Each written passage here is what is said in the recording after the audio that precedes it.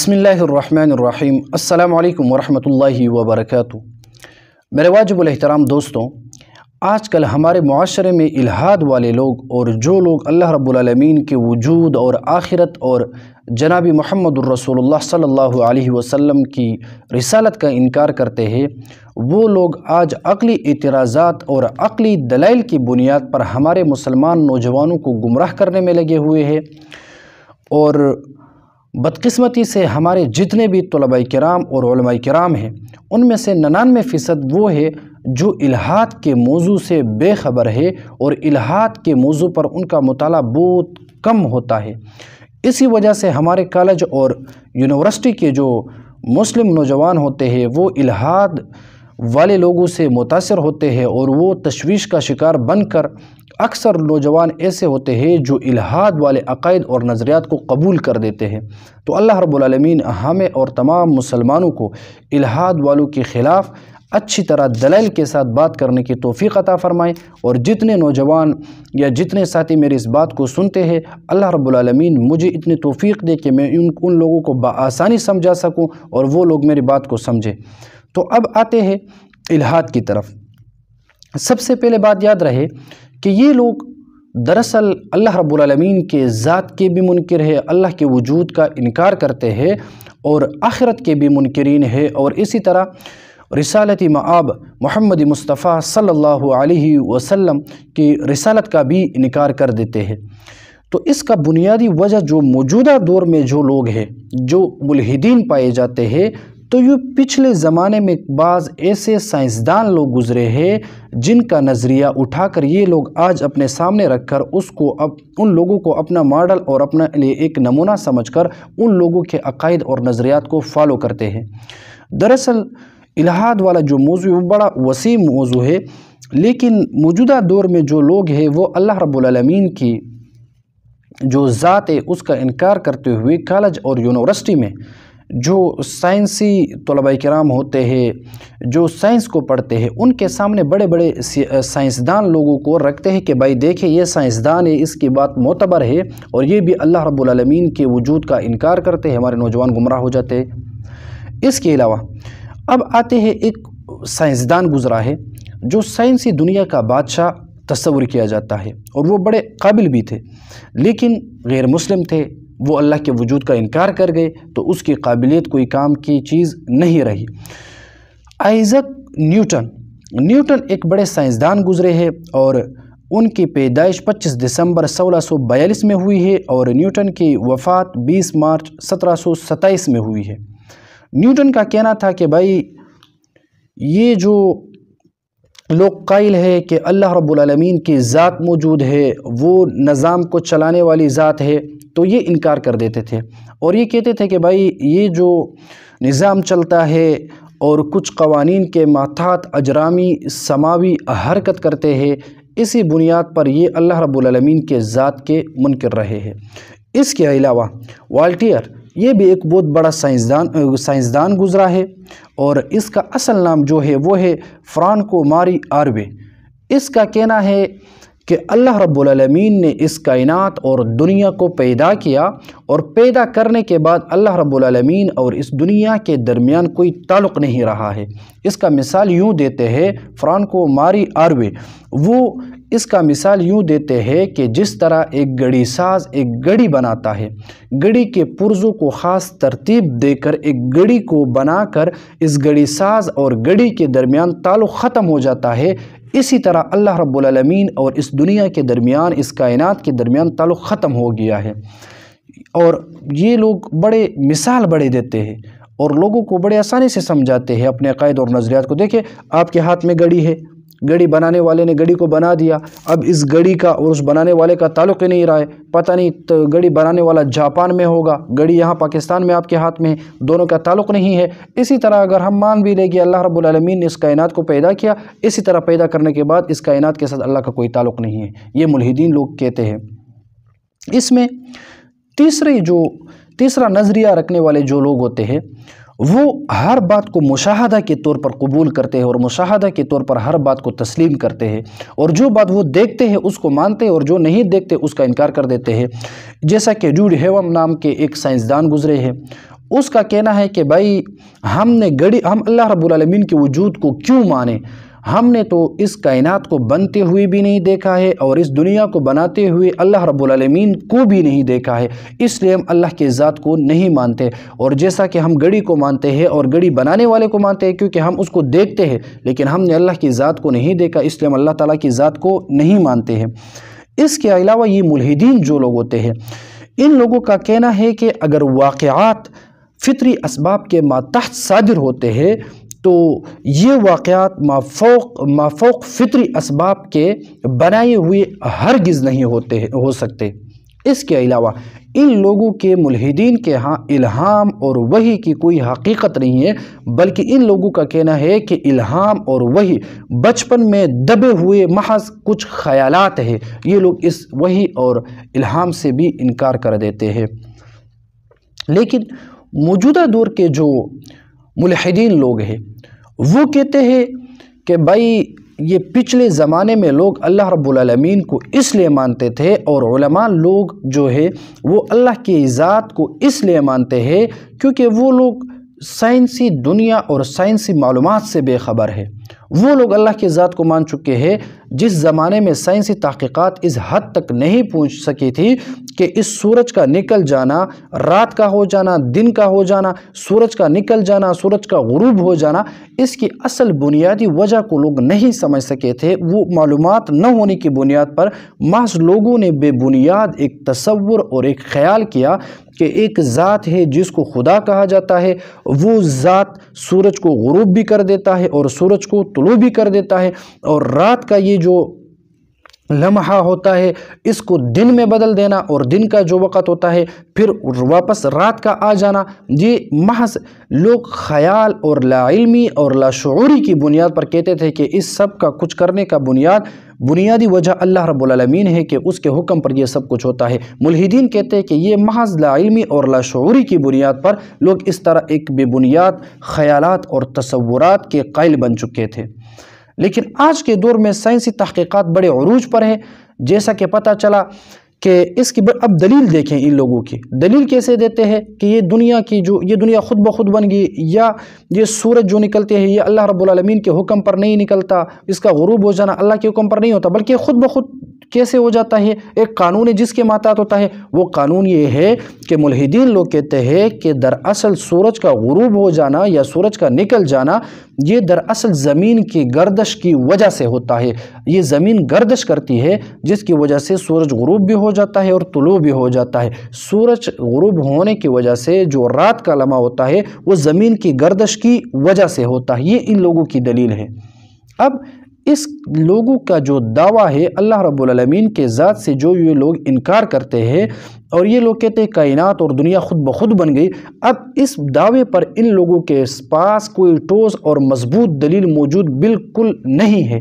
اس وجہ سے کبھی کبھی یہ لوگ ایسے خیالی باتیں کرتے ہیں، دوسروں کو خیالی باتوں کا طعنہ دیتے کہ یہ محض ایک خیالی عقیدہ ہے، لیکن جب اپنے دلائل پیش کرتے ہیں تو دلائل بھی محض ایک خیالی ایک عام معمولی سی بات ہوتی ہے جو ایک سیکنڈ میں اڑ جاتی ہے وہ بات۔ اب دراصل بات یہ نہیں ہے کہ بھائی سورج کا نکلنا اور غروب ہو جانا زمین کی گردش کی وجہ سے ہے۔ دراصل سوال یہ نہیں ہے، دراصل سوال یہ ہے کہ بھائی زمین گردش کیوں کرتی ہے؟ زمین میں گردش کی یہ صلاحیت اور قوت کس بنیاد پر ہے؟ زمین کو اپنی لیمٹ، اپنی مقدار، اپنے وقت پر گردش کرنے کی یہ صلاحیت اور یہ قوت زمین کو کس نے دی؟ کس کے حکم پر زمین گردش کرتی ہے؟ بنیادی سوال یہ ہے۔ ان سوالوں کا جواب ملحدین لوگوں کے پاس بالکل نہیں ہے۔ اس لیے میں کہتا ہوں کہ بھائی ایک ہوتا ہے ایک چیز کا ایک چیز کی ظاہری حالت، جیسا کہ سورج اس لیے نکلتا ہے کہ زمین گردش کرتی ہے، یہ ظاہری حالت ہے۔ ایک ہوتا ہے اس چیز کی حقیقت اور ماہیت، یہ کیوں گردش کرتی ہے، کس کے حکم پر گردش کرتی ہے، کس طریقے سے اور کس قوت اور کس طاقت کی بنیاد پر گردش کرتی ہے، اور اس گردش کو وجود میں لانے والی ذات جو ہے، اس سورج اور چاند کی جو گردش ہے اس کو بنانے والی جو ذات ہے وہ کون ہے؟ اس بارے میں سائنسی معلومات کے ہاں کوئی جواب موجود نہیں ہے، ملحدین لوگوں کے پاس اس کا کوئی ایک جواب بھی موجود نہیں ہے۔ مثال کے طور پر ایک انڈے سے 21 دن بعد مرغی کے بچے کا نکل جانا۔ اب کوئی سوال کرے کہ بھائی یہ مرغی کا بچہ کس طرح پیدا ہو جاتا ہے، تو ملحدین لوگوں کا جواب یہ ہوگا کہ یہ مرغی کا بچہ 21 دن کے اندر قانون ہے کہ یہ انڈے کے اس خول کو توڑ کر باہر نکل جاتا ہے۔ یہ ان لوگوں کا جواب ہے۔ لیکن ہمارا سوال یہاں ختم نہیں ہوتا، بلکہ ہمارا سوال پھر ایک اور سوال بنتا ہے کہ بھائی اس خول کو توڑنا کیسا ہوتا ہے، کس طرح مرغی کا بچہ اس انڈے کے اس خول کو توڑ دیتا ہے؟ تو ملحدین لوگوں کا جواب ہوگا کہ اس کی چونچ ہوتی ہے جس کی وجہ سے وہ مار کر اس خول کو توڑ دیتا ہے۔ لیکن پھر بھی ہمارا سوال ختم نہیں ہوتا، ہم ایک اور سوال کریں گے کہ اس چونچ کے اندر اس چونچ کے اوپر جو سینگ ہوتی ہے، اس سینگ کو بنانے والی جو ذات ہے وہ کون ہے؟ یہ سینگ کیسی بنتی ہے؟ اس سینگ کے اندر اتنی قوت کس نے رکھی ہے، اتنی طاقت کس نے رکھی ہے، جس کی بنیاد پر مرغی کا یہ بچہ اس چونچ کے اس سینگ کی بنیاد پر اس خول کو توڑ دیتے ہیں؟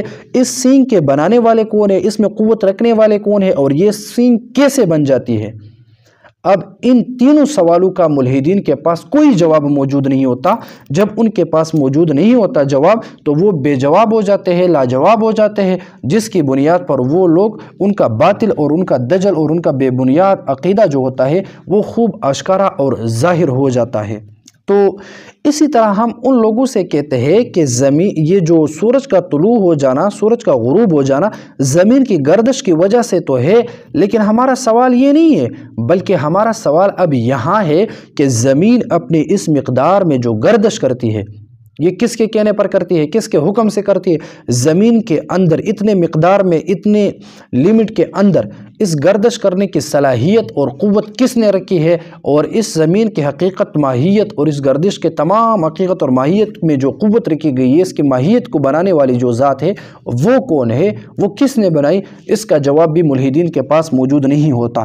اس لیے ہم کہتے ہیں کہ یہ جو سائنسی لوگ ہیں یا سائنس ہے، بے شک سائنس نے انسان کے معلومات اور مشاہدے میں بڑا اضافہ کیا ہے، انسان کے مشاہدہ اور معلومات کو بڑھا دیا ہے سائنس نے، لیکن اس مشاہدہ اور معلومات کی حقیقت کو سائنس آج تک معلوم نہیں کر سکی۔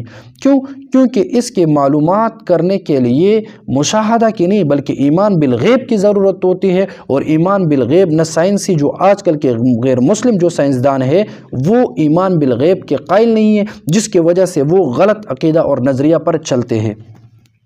اس کے علاوہ اب ایک سوال کیا جائے، ایک ڈاکٹر سے پوچھا جائے کہ بھائی یہ خون یہ کیوں سرخ ہو جاتا ہے، اس کے سرخ ہونے کی وجہ کیا ہے؟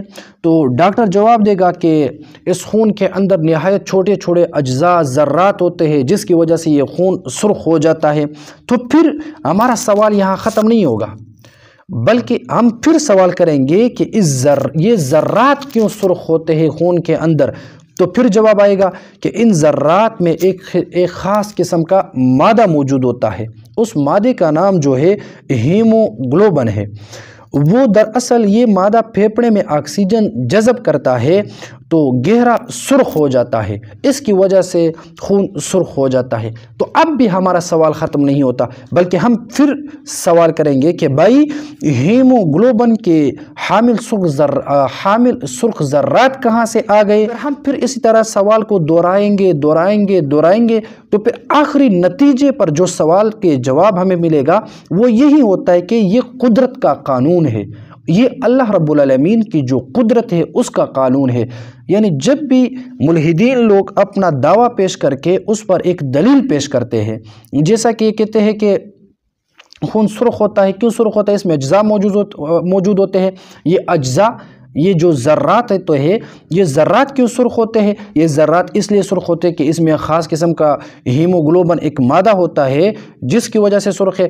وہ کیوں سرخ ہوتا ہے؟ وہاں حامل کردہ جو ذرات موجود ہوتے ہیں، اسی طرح وہ جو مادہ ہوتا ہے اس کے اندر یہ جو سرخی ہوتی ہے، یہ کہاں سے تھے؟ تو ان تمام سوالوں کے جوابات ان لوگوں کے پاس نہیں ہوتے، تو آخر میں بس یہ بیچارے لوگ یہی کہیں گے جن کے پاس جواب نہیں ہو، یا تو خاموشی سے اپنے عقیدے کو چھوڑ دیں گے، یا ہمارے عقیدے کو تسلیم کریں گے، یا جہالت پر کھڑے ہو جائیں گے۔ اور وہ جواب کیا ہوگا کہ اللہ کی قدرت ہے، قدرت کا ایک قانون اور ایک نظام ہے جو اسی طرح چلاتا ہے۔ تو اور یہ لوگ کہتے ہیں کہ ہم نے مشاہدہ کیا، مشاہدہ کے بعد ہمیں پتہ چلا کہ بھائی دنیا خود بخود بن گئی، سورج غروب ہونا، سورج کا طلوع ہو جانا زمین کے گردش کی وجہ سے ہے۔ اب یہ ظاہری حالت ہے، یہ لوگ حالت کو دیکھ کر فیصلہ کر دیتے ہیں کہ دنیا اور کائنات خود بخود بن گئی، لیکن ظاہری حالت اور کو دیکھ کر فیصلہ کرنا یہ ٹھیک نہیں ہوتا۔ ورنہ دیکھیں آپ، مثال کے طور پر میں آپ کو ایک مثال دیتا ہوں کہ ایک انجن اور ایک مشین کو آپ نے دیکھ لیا کہ وہ چلتی ہے، اور ان کے تمام اجزاء کو بھی آپ نے دیکھ لیا۔ اب ان کے تمام اجزاء کو اور ان کے تمام پرزوں کو آپ نے دیکھ کر، اس کے چلنے کو دیکھ کر، کیا آپ اس کے چلنے کا سبب اور اس کا راز معلوم کر سکتے ہیں؟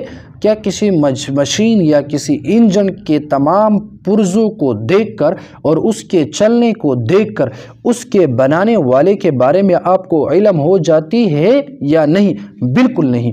کیا اس کو بنانے والے کے بارے میں آپ یہ کہہ سکتے ہیں کہ بھائی یہ کسی نے نہیں بنایا بلکہ خود بخود بن گیا یہ مشین؟ نہیں، ایسا نہیں ہو سکتا۔ مثال کے طور پر آپ کسی گاڑی پہ چلتے ہیں، اس گاڑی میں آپ بیٹھ کر اس کے انجن کو آپ نے دیکھ لیا، ان کے تمام پرزوں کو آپ نے دیکھ لیا، تو کیا ان سب کو دیکھنے کی بنیاد پر آپ کو پتہ چلے گا کہ اس کا بنیادی اور آخری سبب کیا ہے؟ کبھی بھی آپ نہیں بتا سکتے۔ اور اسی طرح آپ بتا سکتے ہیں کہ اس کا خالق اور اس کو بنانے والا کون ہے، اس کو ترتیب میں لانے والا کون ہے۔ ان تمام چیزوں کو مشاہدہ کرنے کے بعد اس گاڑی اور اس مشین کے اور اس انجن کے ظاہری حالت کو دیکھ کر اس کے خالق کے بارے میں بتانا یہ مشکل نہیں بلکہ ناممکن ہو جاتا ہے۔ یہ کوئی بھی نہیں بتا سکتا ہے۔ جب تک ایمان بالغیب نہ ہو انسان کے پاس تو سمجھنا بہت مشکل ہو جاتا ہے۔ یا اسی طرح کسی مشین کی کارکردگی کی وجہ سے کوئی یہ ثابت ہو سکتا ہے کہ یہ خود بخود بن گئی؟ نہیں۔ اب دیکھیں، یہ دنیا میں رات کا آ جانا، دن کا ہو جانا، بارش کا ہو جانا، یہ لوگ کہتے ہیں کہ یہ سب کچھ خود بخود ہو جاتا ہے۔ کیوں؟ کیونکہ اس کارکردگی کو دیکھ کر یہ لوگ کہتے ہیں کہ یہ خود بخود ہو جاتی ہے۔ تو ہم لوگ کہتے ہیں کہ بھائی ایک مشین کے تمام پرزوں کو دیکھ کر، ایک مشین کے کارکردگی کو دیکھ کر آپ لوگ یہ دعویٰ کر سکتے ہیں کہ یہ مشین خود بخود بن گئی؟ ہرگز آپ لوگ یہ دعویٰ نہیں کر سکتے۔ جب آپ لوگ کسی مشین کے تمام پرزوں کو دیکھ کر، اس کی کارکردگی کو دیکھ کر آپ لوگ یہ فیصلہ نہیں کر سکتے کہ یہ خود بخود بن گئی، تو پھر اس کائنات کی کچھ جھلکیاں دیکھ کر آپ لوگ کس طرح کہہ سکتے ہیں کہ یہ کائنات خود بخود بن گئی؟ کس طرح آپ لوگ کہہ سکتے؟ بالکل جس طرح آپ ایک مشین کے بارے میں خود بخود بننے کا دعویٰ نہیں کر سکتے، تو اسی طرح آپ اس کائنات کی کچھ جھلکیاں دیکھ کر اس کے بارے میں بھی کچھ خود بخود بننے کا قول نہیں کر سکتے۔ اگر آپ لوگ کریں گے تو یہ آپ کی جہالت پر مبنی ہوگا۔ تو میں دوستوں سے کہنا چاہتا ہوں کہ یہ جو الہاد اور ملحدین لوگ ہوتے ہیں، یہ محض خیالات کے اوپر اپنا عقیدہ اور نظریہ بناتے ہیں۔ یہ لوگ ریت پر کھڑے ہوتے ہیں، اور جو دین اسلام کے ماننے والے اور مذہب اور کتاب کے ماننے والے جو لوگ ہوتے ہیں، وہ ریت کے ڈیری پر نہیں بلکہ وہ لوگ مضبوط چٹان اور پہاڑ پر کھڑے ہوتے ہیں۔ تو انشاءاللہ ہم کوشش کریں گے کہ ان لوگوں کے عقائد سے ہم لوگ آپ کو آگاہ کریں گے اور ان کے تمام عقائد کا جوابات بھی ہم کریں گے۔ تو ان لوگوں کی دلیل یہ تھی کہ سورج کا طلوع ہو جانا، سورج کا غروب ہو جانا اس لیے کہ زمین کی گردش کی وجہ سے ہے۔ تو پھر ہم نے سوال کیا کہ زمین کو اس گردش میں لانے والی ذات کون ہے؟ زمین اب کو یہ طاقت کس نے دی کہ وہ گردش کرے؟ کس آخری سبب اور کس بنیاد پر زمین گردش کرتی ہے؟ ان لوگوں کے پاس کوئی جواب موجود نہیں ہے۔ پھر یہ لوگ کہتے ہیں کہ بھائی یہ دنیا خود بخود بن گئی۔ کیوں کائنات خود بخود بن گئی؟ ہم نے جھلکیاں دیکھے، کچھ مشاہدات دیکھے۔ تو ہم جواب کریں گے کہ بھائی ایک مشین کے تمام پرزے کو دیکھ کر، ان کی کارکردگی کو دیکھ کر آپ یہ فیصلہ نہیں کر سکتے کہ یہ مشین خود بخود بن گئی۔ تو پھر کائنات کی کچھ جھلکیاں دیکھ کر، اس کائنات کے اندر کچھ جھلکیاں آپ دیکھ کر کس طرح کہہ سکتے کہ کائنات خود بن گئی؟ تو نتیجہ نکل جاتا ہے آخری بات جو جواب میں ہم کہتے کہ بھائی اس دنیا کو چلانے والی جو ذات ہے، اس دنیا کو وجود میں لانے والی جو ذات ہے، اس دنیا کو پیدا کرنے والی جو ذات ہے، وہ صرف اور صرف رب العالمین ہے، اور اللہ رب العالمین ہے جو اس پوری کائنات کا مالک بھی ہے اور وہ اس کائنات میں تصرف کرنے والا بھی ہے۔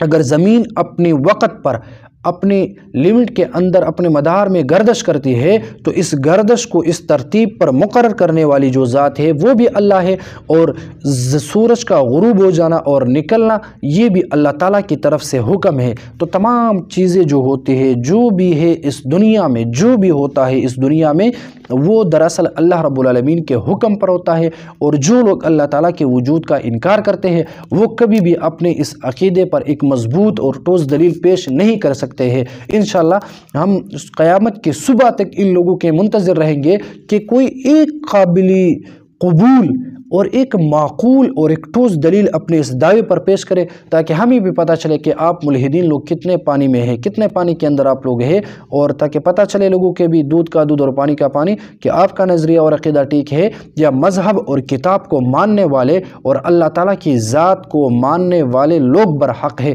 انشاءاللہ ہم عقلی اور نقلی دلائل میں آپ لوگوں سے مضبوط ہے، تو اس لیے ہم اپنے آپ کو حق پر سمجھتے ہیں۔ اللہ تعالیٰ ہمیں اور تمام مسلمانوں کو مرتے دم تک اس کتاب قرآن مجید اور رسول اللہ صلی اللہ علیہ وسلم کی تعلیمات پر عمل کرنے کی توفیق ہمیں عطا فرمائے۔ السلام علیکم ورحمۃ اللہ وبرکاتہ۔